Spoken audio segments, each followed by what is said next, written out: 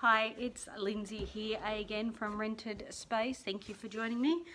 Please excuse my attire. I have finally sat down after doing the chores for today. You know, the washing, the cleaning, the cooking, you know, all the fun stuff. Doing some yard work, which never ends. Anyway, I'm sitting and I'm going to relax. Yay! Now, I'm actually going to be doing some reading and research, but I'm guessing it's probably not just me, it's probably you guys too. But do you ever go to the library and you go for a book or maybe two books, and then you come out with a handful, and then you get back and you start reading one and that's cool, and then you think, oh, that's what I wanted to look at, and then you go through and you find something in the other one. Well, that's what I've done. So I'm sitting down here with 4 books. So this one is Grow Great Grub, Speak English. Now this is organic food from small spaces. The author of this is Gayla Trail, and she has, I've just discovered, is also a author of You Grow Girl. And reading the little trailer on the back here, she's from Toronto, so but she has a rooftop garden, and she also has a website called You Grow Girl. So I'm going to be going on and checking that out. But basically, obviously, because she is on a rooftop, it's all garden, like small garden pots and that. So there's some really cool stuff in here. So I'm going to have a look at that. One of the things that I was looking at, well, there's a couple. One is upside down tomatoes in a bucket. How cool is that? So I'm going to have a look at that, and I might do a video and see how it goes. The other thing I really liked was a harvest chart, which sounds really silly, but I'm great at maybe labeling my seeds as I put them in. But then I'm like, oh, when will that be ready? So my last lot of seeds that I have done a video on, I was very good at this. I have bought a bag of paddle pop sticks, and I have written the date that I planted them and the harvest days. So, you know, some are 60 to 90, some are 110, some are 45 to 55. But I've put, you know, 45 to 55 days on the back, and then on the front I've written the variety of what it is, you know, tomato, cherry, yellow, sage. I've got peas and beans that I've just planted. There's a lot more, but you'll see a video on that later. But this one here has it's like a chart. So it says crops, date planted, the harvest time, expected harvest, the actual harvest date, and your yield. And so that is something that I'm thinking I might do. It's a good idea though, hey? Well, how do you do yours? Let me know. Another book that I was looking at is the No Waste Vegetable Cookbook, Recipes and Techniques for Whole Plant Cooking, and that's by Linda Lai. I think Linda Lai. I hope I'm saying that right. If not, Linda, and you see this, I'm really sorry. But yeah, there's some things in here. So I saw this and I really like the idea of this. It's a summer salsa. I've actually missed it because, you know, it's coming into autumn in Australia, so I won't be able to do that this year. But it is something I'll be able to look at. So I'll have to obviously grow a lot more food for next year to be able to make that happen. And of course my cat has realised I've sat down. Give me 30 seconds. Okay, come on, quick.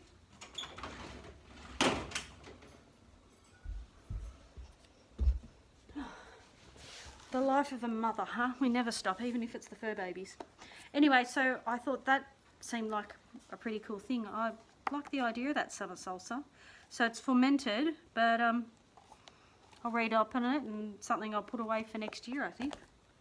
But yeah. The other one that I've been looking at is Preserves, Pickles and Cures by Thane Prince. Again, I got this from the library. I just went to the Tyree library. But now I've made heaps of bread before, but I haven't really made pastry. But that's something I want to look at doing. So this one has all about bread and pastries, and so I thought I might read up a bit more about that. So I've tagged that with one of my handy dandy what are they, bookmarks. These little bookmarks I make, I love them. I'm actually going to have to make some bigger, I think. These are great for my reading books, but I think when I'm doing such a big book like this that's heavy and I'm carrying them around a lot, maybe, I don't know, we'll see. And then the last one, which I've actually read a fair bit, and I've read it before a long time ago, or a while ago, and I've read another book by her as well. So this is Down to Earth, A Guide to Simple Living by Rhonda Hetzel. Okay, so there we go again.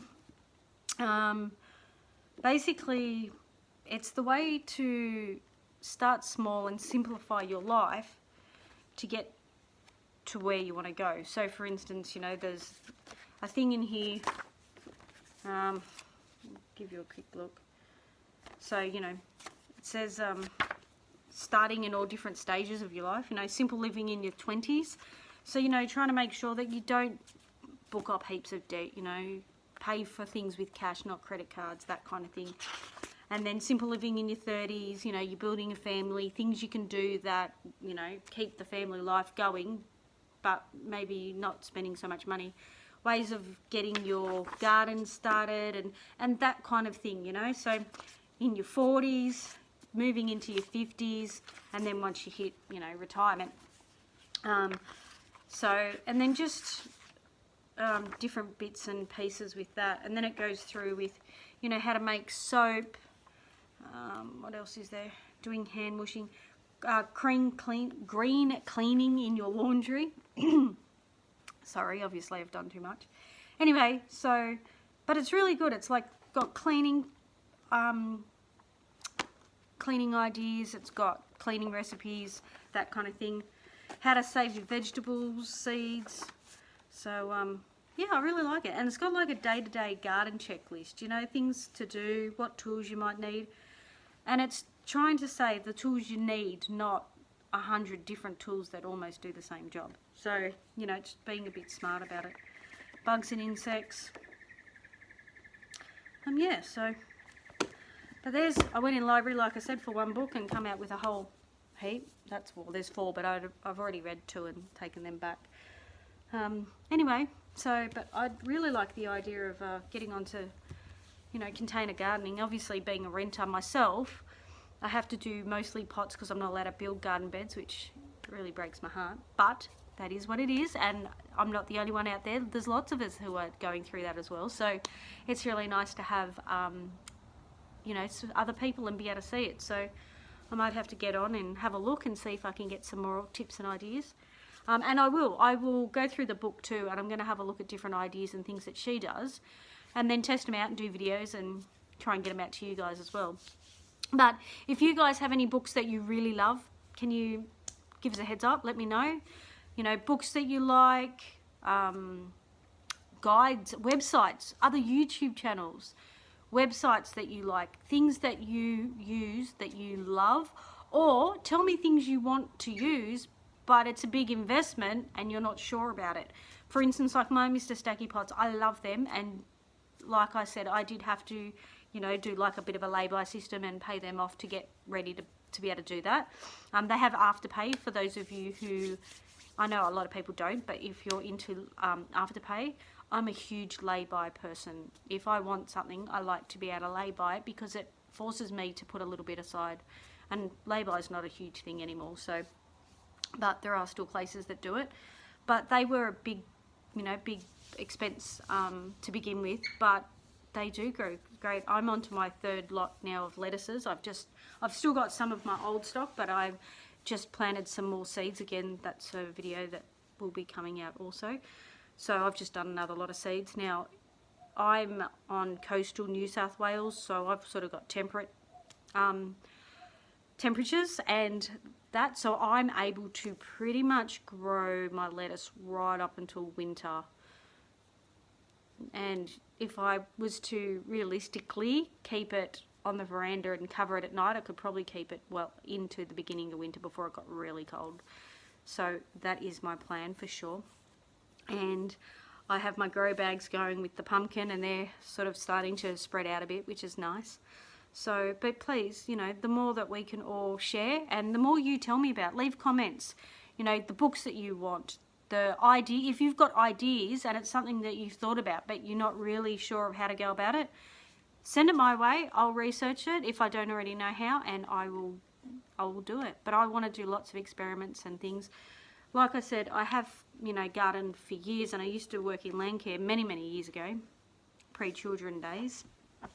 When my husband and I first met 24 years ago, that's what I did. I was down at Parramatta and we travelled around the coast and things, but most of my stuff obviously is more into natives and things like that. So doing things like the garden, as much as I have done tomatoes and strawberries and my herbs over the years, this is, I'm taking it to a whole new scale. So I'm trying to ensure that I produce as much fruit and veg, at my house for my family, and trying to save money while paying off the debt that we do have currently, so we can save for a deposit on our own home, on our own bit of land where I can put in raised garden beds. So please, let me know anything you want to have a look at, try, do, and I'll do my best to get those videos out to you.